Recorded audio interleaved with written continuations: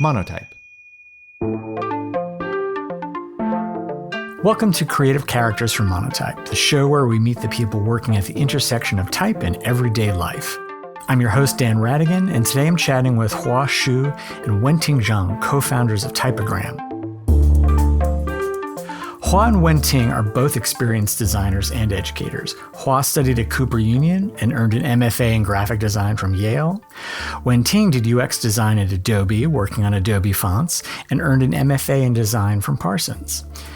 They came together to create a startup and have developed two design tools, Typogram, which helps non-designers develop branding systems, and Typogram Studio, a typography-focused tool that's geared towards seasoned designers. I've known Wenting for years. We both worked at Adobe together. So when Typogram approached Monotype a short while ago to talk with us about partnering up to use some of our fonts, I was excited, certainly, to catch up on what they've been doing and to see what Typogram can do. But more important, this is a great opportunity to talk to the two of them about what they're seeing in this space where the intersection of design and technology are meeting today. And that's what we're really going to dig into in this episode. My co-host Cadley is here to preview this episode with me. Hi, Cadley. Hi. I actually had the fortune of speaking with Wenting and Hua before this episode, and I was just really invigorated by the conversation. They're both so bright and brilliant and just really well organized. So I was just kind of in awe of them, honestly. Right? It's such a treat to talk to them. Mm-hmm. Absolutely. So what should people listen out for in your conversation with Hua and Wenting? Well, Typogram's tools include AI features, so we spent a lot of time getting their take on how AI can really help creatives. They told me about what their tools do and who they're for. Wenting compared Typogram, their branding tool for non-designers, to TurboTax, which I thought was a really good analogy. Basically, Typogram guides you through the creative process and aims to make branding easy in a way that really clicks if you've been, assisted by some other tool that walks you through a process that may be unfamiliar to you, even though it seems straightforward until you get down into the details. Amazing. Thanks again for hosting, and I will turn it over to you and Hua and Wenting.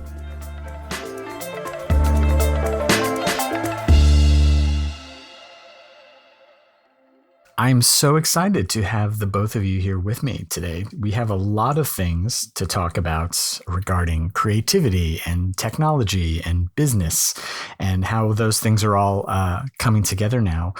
Hua, can you tell the audience who you are and how you got excited about typography? Hi, Dan. I'm Hua. I'm a product designer based in New York City. Most of the time I work on Typogram. Typogram is a company that Wenting and I started together, and currently we have two tools. One is a brand design tool called the Typogram for non-designers, and the other one is a typography design tool for designers called Typogram Studio, which we just launched recently. I also teach at Parsons School of Design. I love typography. Since a young age, I studied Chinese calligraphy. By the way, I really fell in love with typography in the US was when I moved from Maryland to New York City. So once I moved to New York City, I was so impressed by the creative community here and also by all the varieties of different types of typefaces I see on the street. So that's how I came to love type. I think living in a big urban setting is certainly a great way to develop a love for typography because you are bombarded by so much of it on all sides. It can be hard not to pay attention. Yeah, exactly. And I think it's present in almost every single spot of the city, whether or not it's somewhere fancy like Fifth Avenue or somewhere like Chinatown. Yeah, there's all different varieties there and then also across many different languages. So I'm just really impressed by the urban landscape here, especially all the visual forms that you see when it comes to letter forms. For sure. Wenting, you and I have had the pleasure of knowing each other for many years, but our audience may not be as familiar with you. Can you tell us a little bit about who you are and what got you excited about typography? Sure. I'm Wenting Zhang, and I am the co-founder of Typogram. Previously, I got the pleasure to work with Dan at Adobe Fonts. That was my last job before jumping into this full entrepreneurship thing. How did I get into type? That's a long story. Well, I got into type in New York City, similar to Hua. And it kind of started with a negative note because I was in my graduate school in design and technology at Parsons, and in one of the critique, and I got feedback that my typography is not so great. And when the teacher asked me what font I'm using and where I got them, I said, this is from thefont.com. And I quickly learned that's a big no-no. And I learned about quality of fonts, licensing, and I'm always kind of an overachiever. When someone told me like, oh, you're not great at this, I try to overcompensate, and I definitely kind of dive into typography in a way to prove myself that I can be good at something I'm not great at to begin with. And I kind of become more and more into type. That got me into a lot of side projects, including Underline JS, which is a side project that I did following Medium Design's Underline Pursuit. And I thought that was really cool. And I did extra on that. And that kind of led me to the world of typography at Adobe Typekit and Adobe Fonts. And that's where the story officially began with type. I met Wenting when we were both getting ready to go work at Adobe Fonts, and I was dazzled by like the challenges she had already taken on so far. And it's very, very cool to see how that kind of curiosity has gone on to many things over the years. But it does lead me to the next thing I'm curious about. How did the two of you meet and start working together? And what was the path that then led to the two of you starting Typogram? So we met at New York City at the Cooper Union at the Type at Cooper. That's where we first met at a lecture. And later on, that kind of sparkled a friendship and collaboration. We started working on like small side projects together. And one thing leads to another. It's getting bigger and bigger. When I have this idea about Typogram, at the time I was still like a side project thing. And I told Hua, and Hua was at Yale School of Art, and she got us into the entrepreneur program at Yale. And that's where kind of Typogram is budding from the land of New Haven. I see. So that I know that you have tinkered away at some side projects over the years that I've seen. What were you similarly always pursuing little sort of bits of curiosity and side projects and side gigs along the way? Yeah, I would say so. I always have a lot of interests, so I was always doing something. New York City just has so many different things going on in terms like for people who are interested in design, typeface design. So yeah, I was always doing some side projects. I was especially interested in learning how to code. So a lot of it was revolved around that. I think side projects tend to really blossom around people who are passionate and curious about a lot of things. I know that I've built up my own collection of them. Of these little side quests, do you have a particular favorite that maybe did not materialize into anything, but at least really caught your attention in a sort of profound way at the time? I would say like maybe 10 years ago, I was part of Rhatigan, which is like a design and technology space in New York City. I was part of their computational fashion program where awesome. We 3D printed a garment and then had an exhibition about it. So I think that was like one of the most unique thing I've ever done. And I actually tried to make a pattern out of I think like some kind of typographic pattern on the actual outfit. And I think there's like a Python script you can put in Rhino to kind of map that onto the mannequin. So yeah, it's definitely one of the most unconventional projects that I've done where I try to maybe apply the typographic aspect of graphic design to somewhere else. But yeah, certainly I think I have a lot of niche interests like this, and then they're all design and typography related. Wenting, how about you? Any particular favorites in your roster? I can think of one that I did with Hua. It's called Anycons. is a abbreviated term for animated icons. It's an icon font that has variable font technology to create a timeline axis so that you can animate an icon from stage 1 to stage 2. Like, for example, like a hamburger icon animated to a delete or close icon. I thought that was pretty cool because it's using variable fonts in an unconventional way, and it is packing icon fonts in an unconventional way as well. But it doesn't fit into, not materialize into anything, not to brag, but that was quoted or referenced by Figma Design when they implement their variable font features.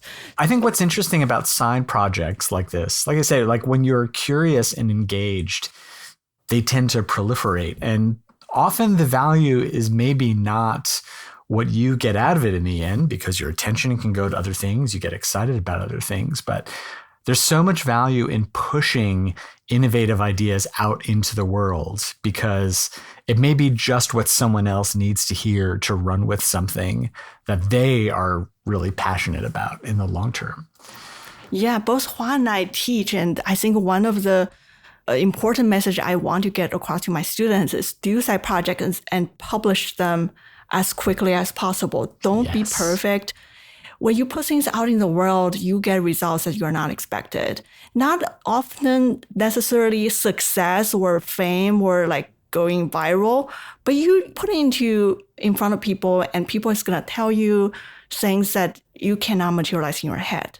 And that's really important. And who knows, maybe it will go viral. A few of my projects went viral and got me jobs. So that's another thing I keep trying to tell everybody in my class, that put yourself out there, opportunity may show up. You know, like I got into Typekit and I didn't even have a proper interview. I just got the job because a side project of mine. You do learn so much when you push projects out into the world because the world has a lot of opinions. And it gives you things to digest. But I think you're right about even putting things out into the world as a way of declaring something about yourself. Well, I don't know if you've also had similar experiences, but I know, for instance, when I was working in graphic design, I always kept some personal projects in my portfolio. And invariably, when I went on job interviews or showed that work, all we really talked about was the personal work because it really said something about my creative point of view and what I would choose to do with sort of the space and the opportunity. So it's why I'm really very interested in this thread of like what we do on the side just because we're excited about it. Yeah, totally. I used to always make zines as well, because I think it really allows you to have a place to kind of showcase like all the creative things you can do with the compositions and then with typefaces. So yeah, whenever I had job interviews for a graphic design position, I would always bring those and people would love to see them. I actually even got an offer once to trade them with the interviewer, which I think is pretty cool. There's definitely a lot of value in terms of like creating your own side project. And I think it's a huge value no matter what stage of designer you're in. And also it's even more awesome if you can try to actively put it out in the world and then put it into people's hands. Putting time to where your idea is what side project is. And side projects are things that I would do even if I'm not paid. It's even more amazing when side projects become your full-time job. I think that's a dream coming true for me, that your side project, you get to work on it full-time. And what's even better is getting paid for it, of course.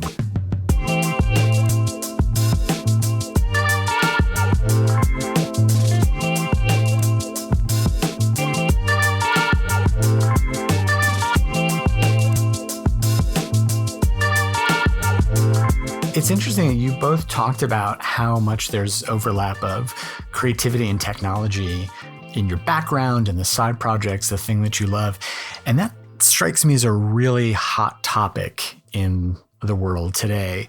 There's so many conversations happening with a new wave of technology solutions. This time it's around the many things that fall under the AI umbrella.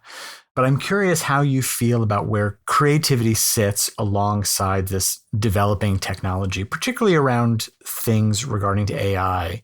There is discourse about AI stepping into the spaces, traditionally held by individual creative energy.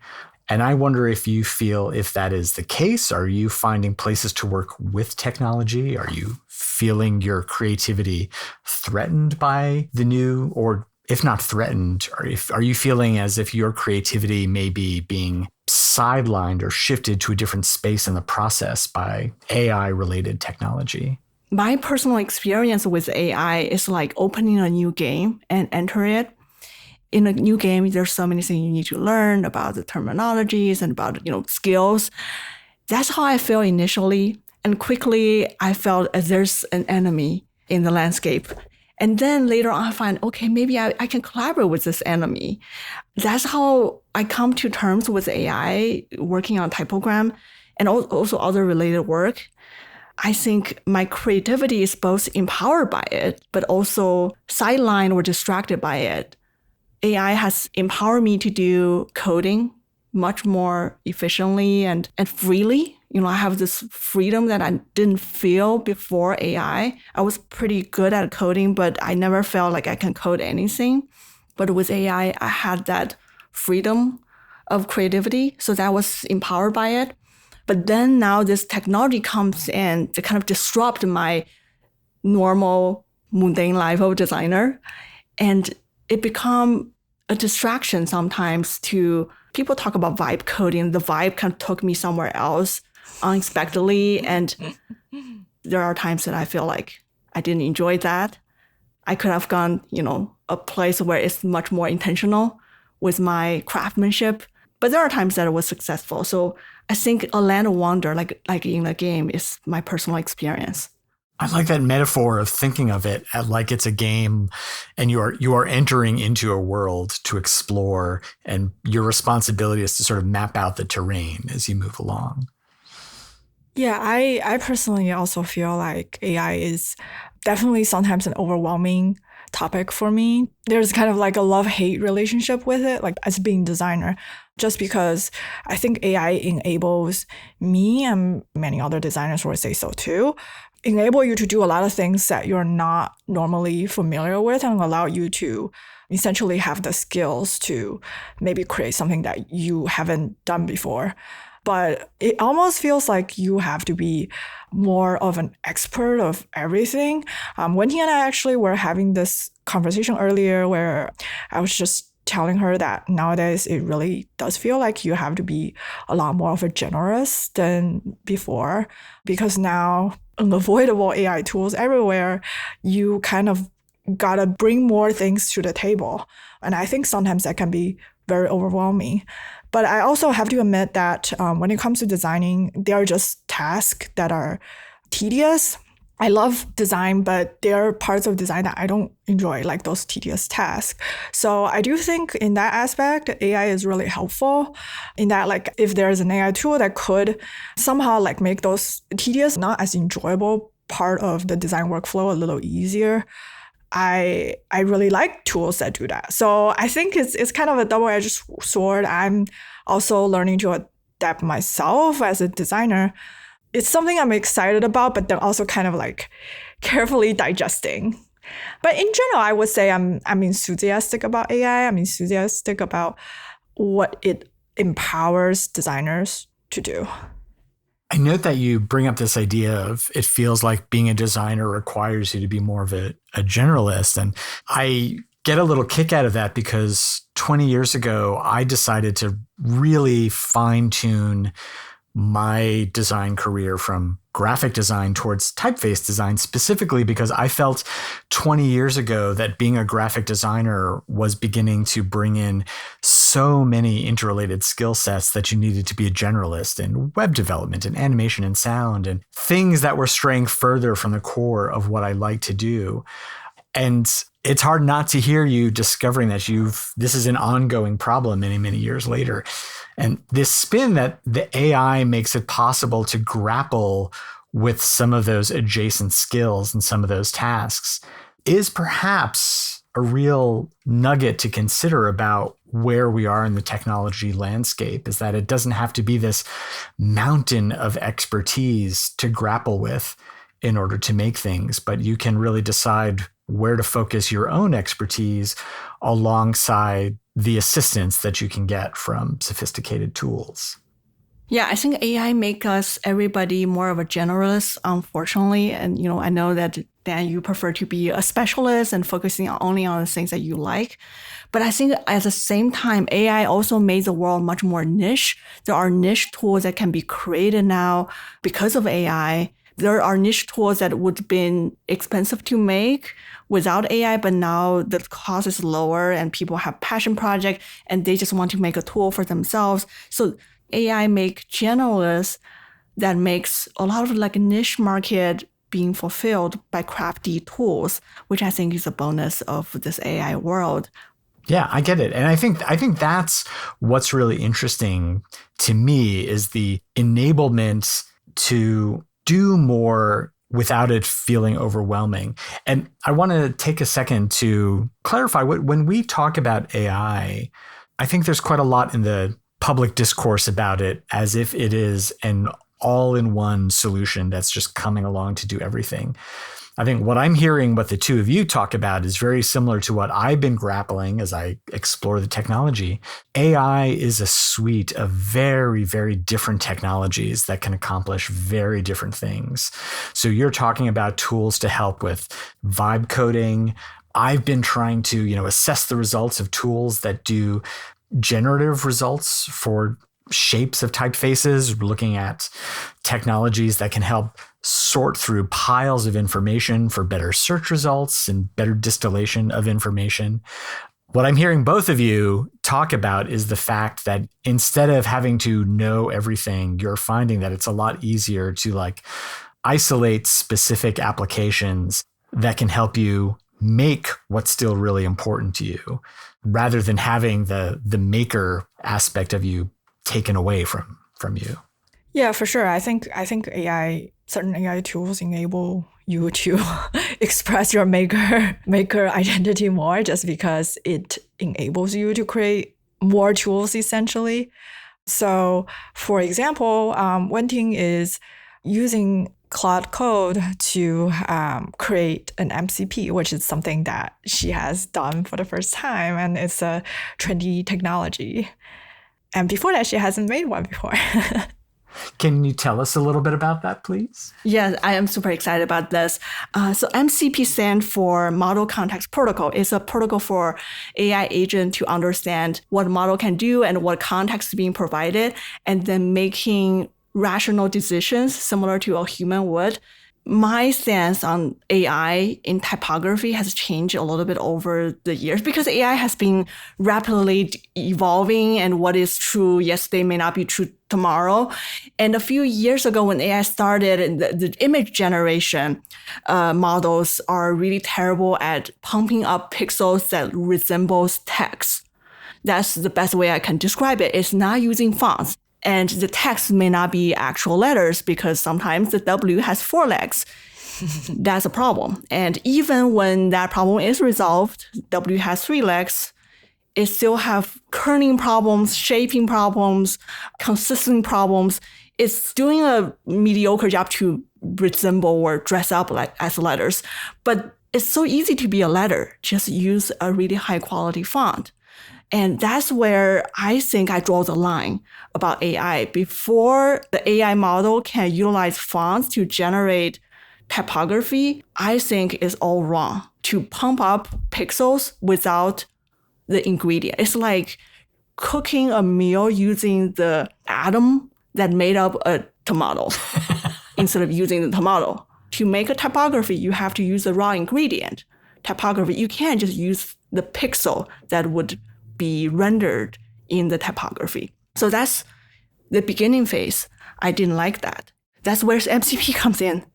I recently learned that Claude Code or other AI agent can have vision and can reason based on that vision. So meaning like they can look at a piece of typography and decide, the spacing is wrong. The font can change to a more elegant one to fit the tone. They recognize what text it is, even though it's all pixel. They kind of take in the visual information almost like a person, and they make these very human-like decisions.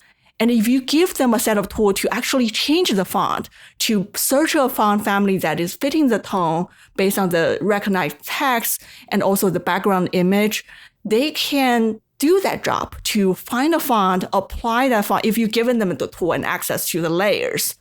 So that's why we built the MCP server for Typogram. Typogram is a typography design tool that you can do all those things. You can choose a font, you can apply ligature, you can pick a letter and then choose an alternative glyph and make it more swatchy. You can use variable font. You can do anything that's possible within the realm of typography. And now all these tools are packaged in a MCP server instruction, essentially a manual to AI, and given them the AI manual where like there's no button to click, there's just API endpoint to call. And also give them some instructions, like how I give instruction to my students when the text is too tight, loosen them up. When you need more elegance, choosing a font that is a serif, that is a botanic style. That makes sense. So very similar to my own fears about what AI would bring to particularly the typographic space, because that's what's important to me. I find this kind of a tooling approach interesting because it doesn't do away with what has been made in the past, like typefaces that have all of this like time and history and effort put into them, but rather it is aggregating all of the elements of a recipe. It's drawing from what has been shown to have quality of its own and pulling it together and grappling with some of the legwork of using it.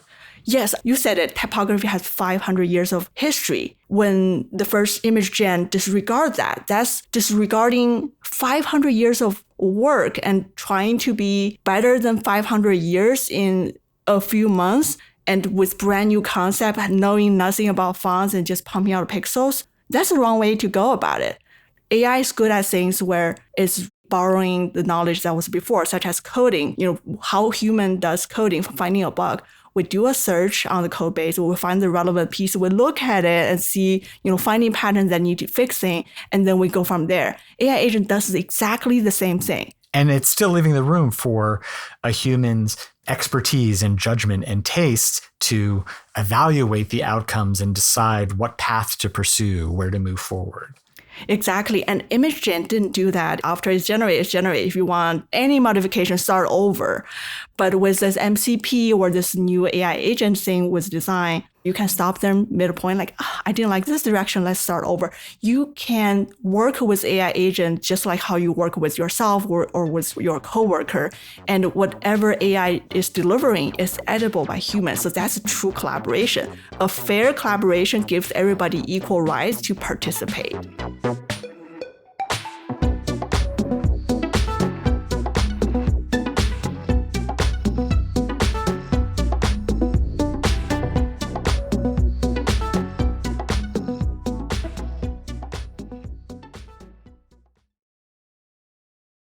So speaking of collaboration, how did this collaboration, the two of you start with Typogram, come together? What was the seed of that idea?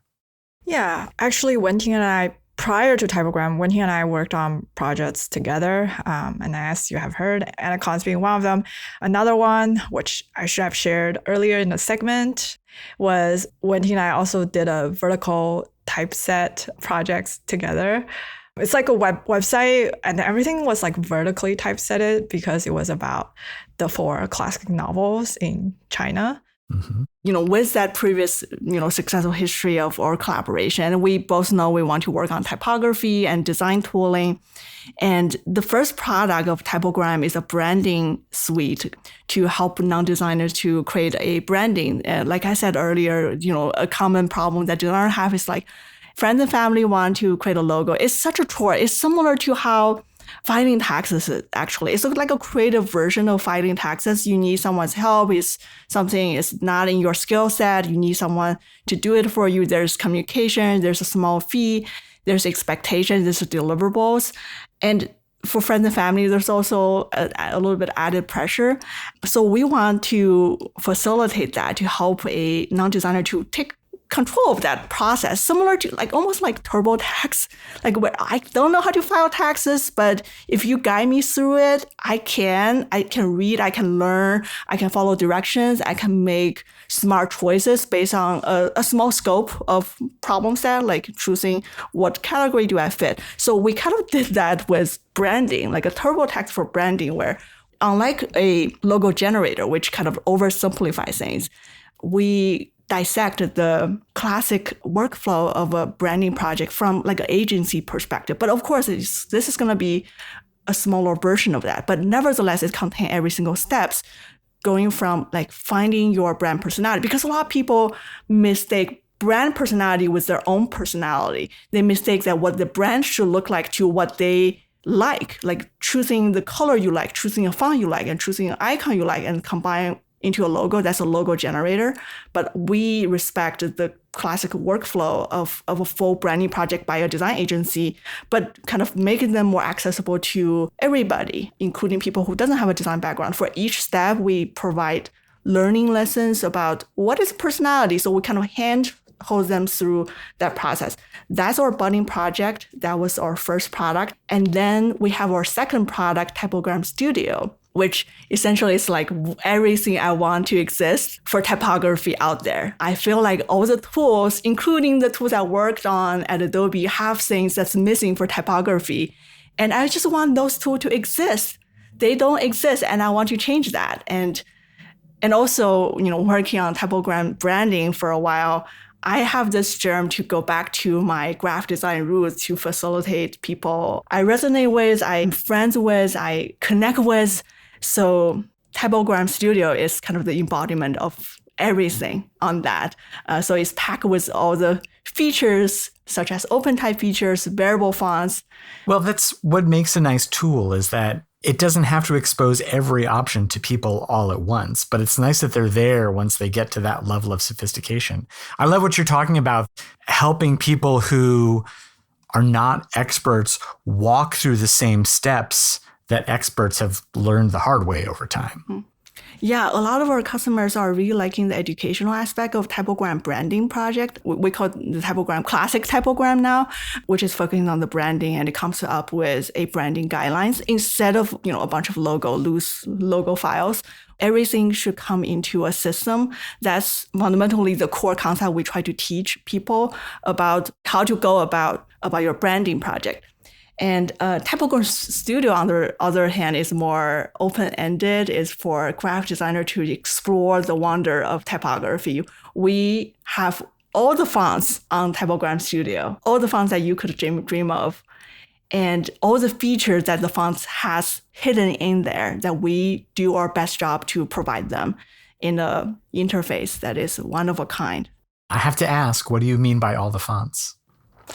All the fonts, it means we are integrating with Monotype's core library that has 2,000 families. Every family has maybe 10, maybe 20 styles. And think of all the classics that you might be dreaming when you are in, ever since you are in design school. Gotham, Obsidian. Yeah. Archer, all the classics. Yeah. I didn't want to bring that up as a plug, but I was really curious to hear about kind of what your thinking was about making typefaces available in Typogram. What does that enable, and what are you able to do in Typogram with all of these choices? One, I think putting all these awesome fonts in one place, not just Monotype fonts, but also fonts from other places as well. There is also, a world beyond Monotype. We also have the Type Founders fonts. And amazing. Putting everything together for you to choose, truly making a Disneyland for font lovers. Font choice is not a limitation anymore. Anything that you can think of that could fit your vibe is at your fingertip in the font menu. It's packed with filters and personality filters as well. It's not just the classic, classifications. And we also have a special toggle for ligatures and has ligature or has substitution, which works in a very funky way. It's based on what text you're selecting. And we are filtering fonts that has ligature applicable to your text. So for example, my name's Wenting. And maybe there are fonts that has ligature for ST, but my name doesn't have ST in it. My name is, maybe TI, maybe NG. It will find fonts that has TI or IN or NG ligature in that font. And we have an interface to surface them really quickly. Similarly, has substitution works similar way, where we want fonts that has substitution for W because I want my monogram to be a very swashy W, not the normal W that everybody else get. So that brings up another big thing about Typogram Studio is that not only we have all the fonts, we have all the features of that font. A font in a software A may look and feel and use in a different way in software B because the hidden gem of that font may be exposed a little bit better in a different software. And I want to just come out and say that Typogram Studio have the most fullest set of features for that font. If that font has alternates, if it's hidden in some other software where, a few level of menu deep down, that's not the case in Typogram. And also we support variable fonts. We also support shaping and other features, including AI features, to support typography. Really put typography front and center, but also have the support system around it. That's really great where your background and your interest in typography comes into play specifically in a tool. There have been issues with various design platforms and tools over the years where a lot of the technology of typographic features that have been accessible through fonts for many years maybe haven't been on the roadmap of a lot of design tools early along. I know we experienced this working at Adobe when the type technology might be ready before the applications were ready to support it. And things about variable fonts, even OpenType and kerning, surprisingly, are still not universally applied in big tools. So the prominence that you've given to these typographic features in Typogram is really heartening to hear because you've grappled right from the start with all of these elements that are there to fine-tune work and make it more sophisticated at that micro typographic level. That's cool to me. And interestingly, I think the people who love Typogram the most is the type makers. People who made the typefaces feel seen because maybe they spend hours and hours on the alternative A and alternative, ST ligature. And because of the tool, it was never seen, it was never used, and it was never kind of being spotted in the real world. But in Typogram, all that work is seeing the light of the day and it's getting that spotlight.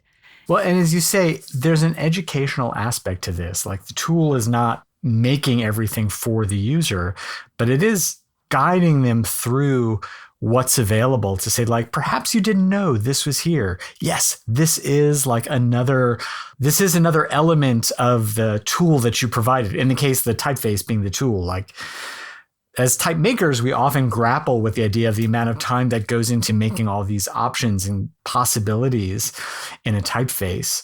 So this idea that the tool is helping a user understand how much sophistication is available to them is exciting. But I also like in hearing you talk about Typogram and looking at what it can do, it's not magic. As you say, it's coming back to the user still being able to exercise their judgment and their taste. And you are offering up the possibilities on a platter in a way that many other spaces do not. And again, because Typogram is a design tool, what do you think users can take away from Typogram? So if it's helping build brand assets, build a brand program, how does that live on after Typogram? Oh, well, I was going to say, I'm always really appreciative and really impressed if somebody who is not a designer made logos and then later share it with me for design critique or something, because even though they're not designers, some of the things that people handcraft DIY with our brand design tool is truly impressive. I think it's because they are able to at least do a good job of finding an appropriate typeface for their brand, and then also design a brand with a sense of intention in mind, which is something that is stressed a lot when you study design and then learn about brand identity. So that's always something I'm really impressed by when people share their whatever they made with Typogram and then also their ideas with me and try to get a design critique or something. So yeah, that's something I really enjoyed out of building the design tool. And then in terms of Typogram Studio, people are always, whenever they see those like kind of the hidden gems of a certain typeface, like the ligature or the alternate characters, well, first of all, they're always surprised. And then they're just really impressed that you could actually have different variations of letters. For non-designers, of course, some of them try Typogram Studio. They're impressed by that because they didn't know. But then surprisingly, many designers didn't know either. So I think it's that aspect of uncovering almost like a typeface to them that really left an impression in them and makes them enjoy typography more in a way. Well, it gets back to this idea of how much of a generalist a designer is expected to be. You know, not every designer is diving headfirst into typography in the way that they may be diving more into the user experience or their use of color or the use of imagery in their work. What's cool hearing about this educational aspect of Typogram, because you are focused on the typography in it, is that it is helping designers, you know, wrap their head around yet another of these parallel functions that are part of a designer's life these days. Yeah, I always want to kind of using Typogram as a tool to tell people or giving people the impression of 3 principles of typography: simple, appropriate, and unique. And those are like 3 ladders you would climb. But Typogram gives them a set of tools that doesn't wander because there's different way to be unique. And it's hard to be appropriate. And it's actually maybe the hardest to be simple. So Typogram first started with choosing fonts. And that's the simplest way to get your message across. A lot of people think, okay, maybe I need to use some kind of icon. Maybe I need some color or graphics. No, the simplest thing is to put what you want to say as text so people can read it. It's simple. You apply a font to it. That's the foundation of simpleness. And you choose a font that is appropriate to your message. If you are trying to tell a message to a kindergarten kids, choose a font that's playful and joyful and fun.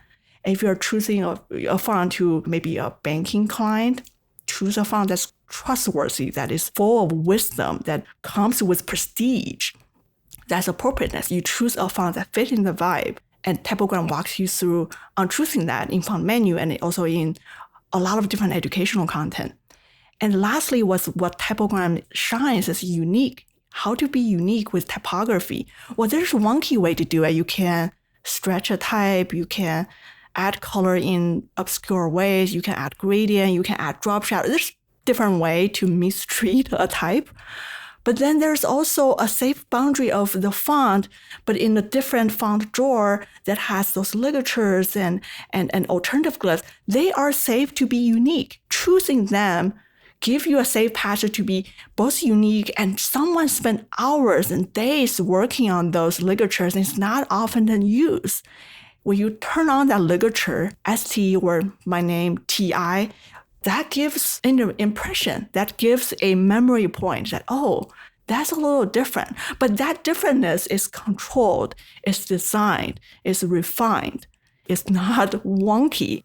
I mean, what Typogram makes possible is it's not generating every single visual asset that a brand needs, but it is really good at helping build the ingredients for yet this other, this other stage of work that may be required.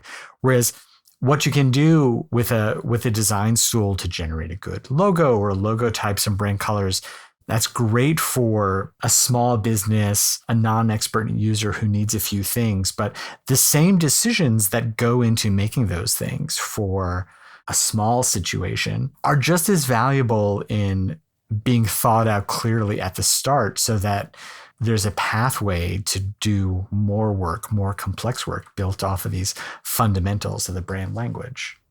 Yeah, that's a really key point that I think Typogram, the branding aspect of Typogram is trying to solve, is that the throwaways, the wasteland of logos where people start off not knowing what to do and they start off with a crappy one or a temporary one to get something started. But all that time and all that exposure of that crappy brand is thrown away. It's not garnering impression. It's not garnering loyalty or recognition. And one day you have the budget, that work is chucked, and you start with something brand new, have nothing to do, no inheritance between the old one and the new one.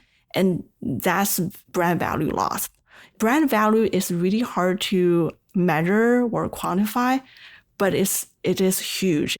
And okay, maybe you think, oh, my brand is so small, it doesn't worth much, but there's value in people who look at your logo on day one and a year later, maybe your logo evolved, but they recognize you at first glance because even though it has changed, even though it evolved a bunch, it was not lost. So I think Typogram is really trying to solve that problem by giving you a really good starting point, but also giving you access throughout your journey to go back and revision instead of kind of, oh, I lost the source file. Oh, I can't have access to, the editability version of that logo. So, or I didn't like that logo to begin with. Let's start anew with a different designer. So you can give people better building blocks right from the start. Yes.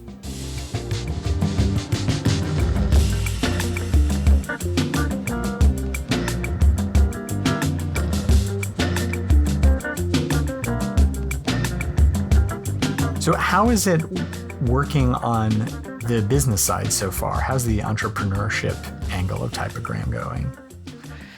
I'm super excited, actually. And kind of going back to AI, I think when Juan and I started doing Typogram 5-6 years ago, it was before AI really boomed and really kind of started empowering the coding aspect of things. And it was really hard. And, we're both designers starting a design software business.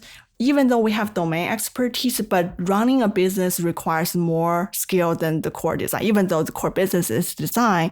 But then there's surrounding, like there's filing taxes. We filed our corporate taxes not long ago. And there's also recruiting user testers, writing the code, talking to customers. That are skills we didn't have when we started. So we kind of divide and conquer. I become the design engineer of Typogram, and Hua become the design and marketing and business and sales of Typogram. And we become this two-person machine to try to cover all fronts. Well, I've seen you've been like nodding your head vigorously as Wenting is talking about things. I mean, I gather you've had sort of a similar experience of realizing how much more there is to do and how much help actually is out there now. Yeah, totally. I mean, for one, if you're sending some kind of marketing email or communication, you no longer have to start from scratch. Now I just use my skill that I made in whatever AI I'm using. And they'll like draft me an email pretty quickly, and then I can go and edit and things like that. So yeah, definitely a lot more help before. Also, if there's like a specific type of user I'm interested in or like a community I'm interested in, I can use AI to do some research. So it feels less like you need to do everything from zero every time.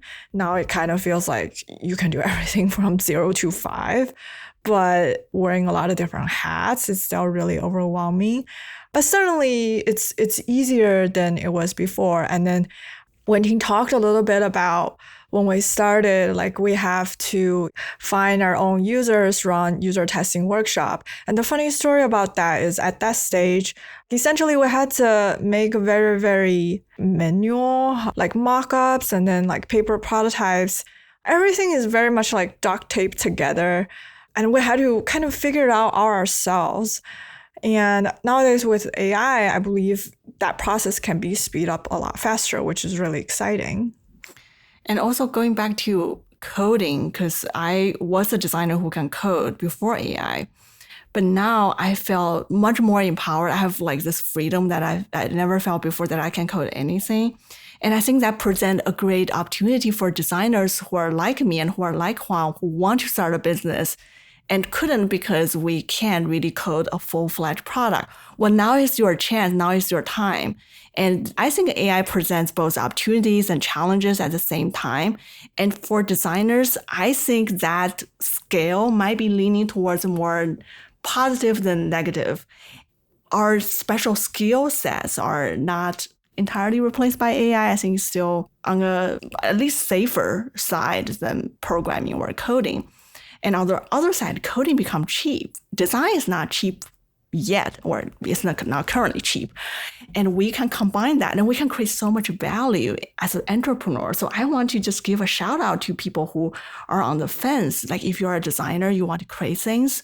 And if you want to start your own business, creating software, or creating tools and creating anything, now is a really good window of time to pursue that, because we are so uniquely positioned that our skill set and also the advancement of the technology really aligned to give us all the tools and powers to pursue what we wanted. Designers oftentimes are the people who have the most ideas. A lot of designers I know have idea books that for a rainy day, we're going to work on this or that.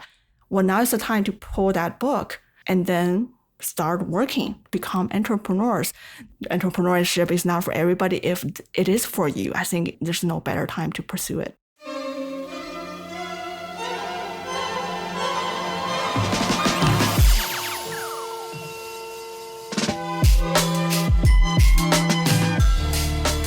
I think that is a beautiful thought to end all of this on, because you two you've started on a really, really cool and fun journey. And it's awesome to hear about how much is going into that and how much you're giving back for other people to make and do themselves. So thank you for taking the time to talk to us today. I really enjoyed it. I hope it was fun for you. Yeah, thank you so much, Dan. Yeah. It's such an honor to talk to you again. I had a lot of fun. Thank you both. Bye-bye. Yeah, thanks, Dan. Bye.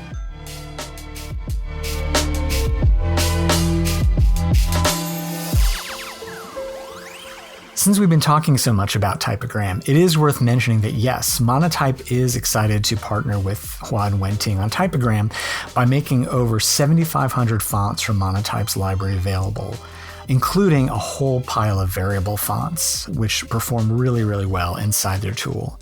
So you should definitely check out what Typogram makes possible and see what you can do with this very, very interesting piece of technology.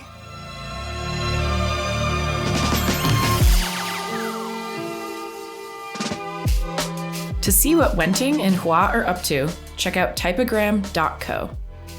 Thanks for listening. If you like our show, please subscribe, rate us, and share us with a friend. Creative Characters is brought to you by Monotype. It's produced by Christopher Olin and Mia Sullivan. We'll be back in a couple of weeks. Take care.